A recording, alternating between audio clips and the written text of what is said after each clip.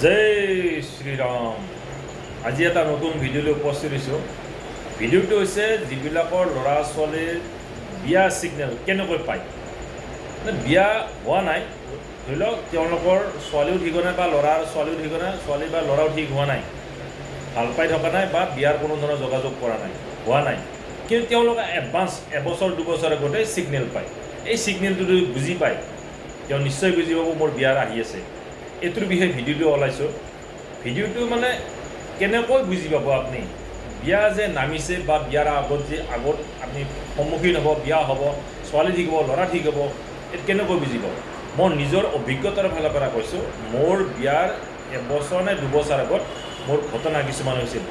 প্ৰথম ঘটনা হৈছিল মানে মই ক'ৰবাত ঘূৰি ঘূৰি আহিলে যেতিয়া লং পেণ্টত জাকৰি দিওঁ, বেৰাত বা গুণাত আৰি মেলি দিওঁ, এই লং পেণ্টৰ যিখন ভৰি দুখনৰ মাজত গাঁঠি লাগিছিল।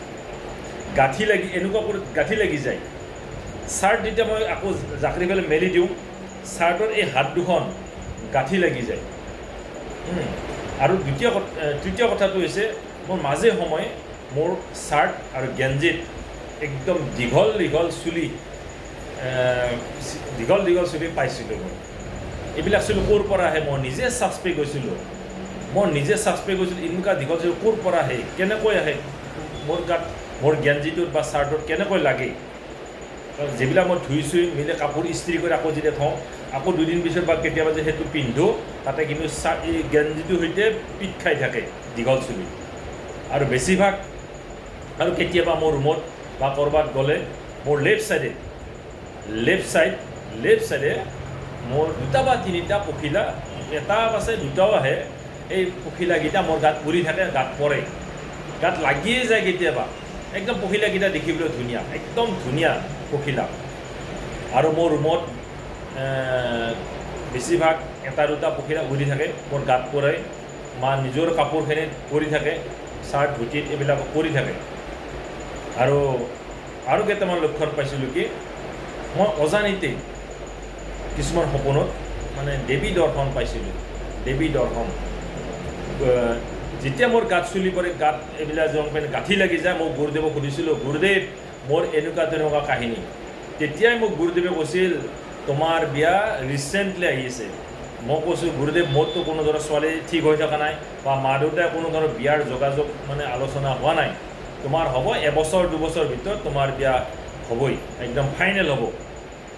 আচৰিত কথা কৈছিল। কিন্তু মোৰ 1.5 বছৰ পিছত ছোৱালী যোগাযোগ হ'ল আৰু 2 বছৰৰ ভিতৰত মোৰ বিয়াই হ'ল।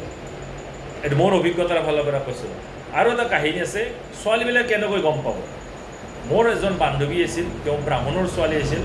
তাই যেতিয়া সৰু ছোৱালীক সৰু ল'ৰা ছোৱালীক টিউশ্যন কৰিছিল, টিউশ্যন কৰি থাকোঁতে কি তাইৰ চলাত মানে এটা বা দুটা ধান পৰিছিল, তাইৰ গাত ধান পৰিছিল। আৰু তাইৰ গাতো মানে ৰাইট চাইডে পখিলা পৰিছিল। আৰু তাই বেছিভাগ সপোনতে বিষ্ণুক, নাৰায়ণক, শিৱক লগ পাইছিল। আৰু মোক কৈছিল কোনোবা শিৱ মন্দিৰত গ'লে, সোমবাৰলৈ শিৱ মন্দিৰত যায়, মানে যেতিয়াই পুৰোহিতে নিৰ্মালিটো দিব, তাই মনেদি ভাবেই যে মই এইটো ফুল ল'লেহে মই মানে অন্তৰে ভাবিছে মই সেইটো ফুল মই পাব বিচাৰোঁ। কিন্তু পুৰোহিতজনে সেইটো ফুলে তেওঁ তাইক দিছিল, সেই ছোৱালী মোৰ বান্ধৱীটোক দিছিল। তাৰপিছত মোক কৈছিলে যে শৰ্মা এনেকুৱা ধৰণৰ কথা। মই তেতিয়াই কৈছিলোঁ, এতিয়া মোৰ বিয়াৰ পিছত ফোন কৰি কৈছিল শৰ্মা এনেকুৱা ধৰণৰ কথা, মোৰ কাহিনীটো ক'লে। তেতিয়াই মই কৈছিলোঁ তোমাৰ বিয়া এবছৰ দুবছৰ ভিতৰত হ'ব। মানে এইটো কেতিয়াও নহয়, মোৰ ল'ৰা ঠিক হৈ থকা নাই বা মোৰ মা দেউতাও বিয়াৰ কোনো ধৰণৰ আলোচনা চলা নাই বা হোৱা নাই। তোমাৰ বিয়া 2 বছৰ, মই সময় দিছোঁ মাত্ৰ 2 বছৰৰ ভিতৰত তোমাৰ বিয়া যোগাযোগ চলিব, ঠিক হ'ব। হয়তো বিয়া এবছৰ পিছত হ'ব পাৰে, কিন্তু 2 বছৰৰ ভিতৰত তোমাৰ ল'ৰা ঠিক হ'ব। আচৰিত কথা, মই কোৱাৰ 7 মাহমান পিছত বিয়াৰ যোগাযোগ চলিল। প্ৰায় এবছৰ পিছত, 1.5 বছৰ পিছত তাইৰ বিয়া হৈ গ'ল।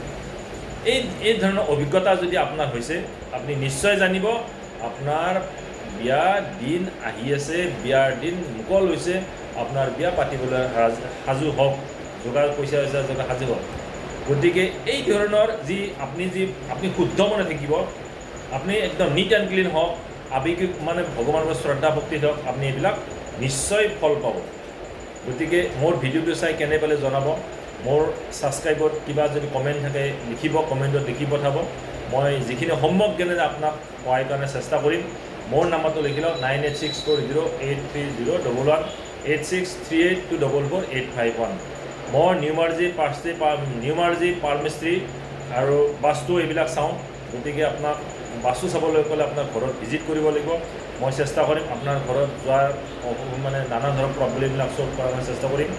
মই এইখিনি কৈ আপোনাৰ মাজৰ পৰা বিদায় মাগিছোঁ। লগতে মোৰ কমেণ্ট কৰিব, লাইক কৰিব, ছাবস্ক্ৰাইব কৰিব, আপোনাৰ প্ৰব্লেমবিলাক মোৰ লগত শ্বেয়াৰ কৰক। মই যিখিনি কৰোঁ সহায় সহযোগিতা কৰিম। ধন্যবাদ।